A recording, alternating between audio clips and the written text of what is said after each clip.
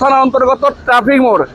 এই ট্রাফিক মোড়ে কিন্তু কয়েকদিন আগে আপনারা হয়তো দৃশ্য দেখেছিলেন, এই সিভিক ভলান্টিয়াররাই কিন্তু স্বেচ্ছাসেবকের কাজ করেছিল।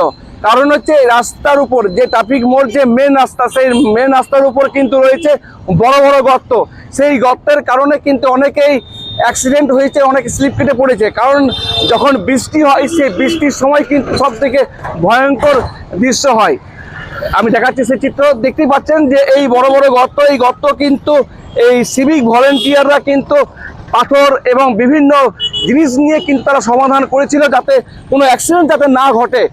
পরপর দুটো রয়েছে, যেখানে তেলিয়ামা রোড ঘোরার রাস্তা, সেই প্রান্তে কিন্তু এই অবস্থা দেখতেই পাচ্ছেন। প্রায় 6-7 ইঞ্চি 8 ইঞ্চি করে গর্ত। এই গর্ত যদি জলে ঢাকা থাকে, সেখানে আমি বা আপনি কি করে বুঝতে পারবেন যে এখানে রোডের ভিতরে ভূত রয়েছে? কারণ হচ্ছে এই গর্তের মধ্যে একাধিক বাইক আরোহীরা কিন্তু পড়েছেন।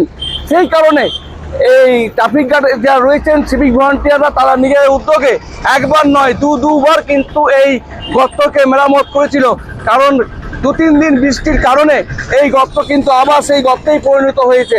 পিডব্লিউডি থেকে আমাদের দৃষ্টি আকর্ষণ করছি, যাতে এই গর্ত শুধু রঘুনাথপুর শহরের ট্রাফিক মোড়ের গর্ত নয়, রঘুনাথপুর শহরে এরকম বিভিন্ন জায়গায় বড় বড় গর্ত রয়েছে, যে গর্তের কারণে অনেকেই বাইক আরোহী বা নতুন যারা এই পথ দিয়ে যাতায়াত করেন, তারা কিন্তু অনেকেই অ্যাক্সিডেন্ট হয়েছেন। কারণ এই ট্রাফিক যে জায়গা রয়েছে, জায়গাটা কিন্তু অনেকটাই বিজি এলাকা।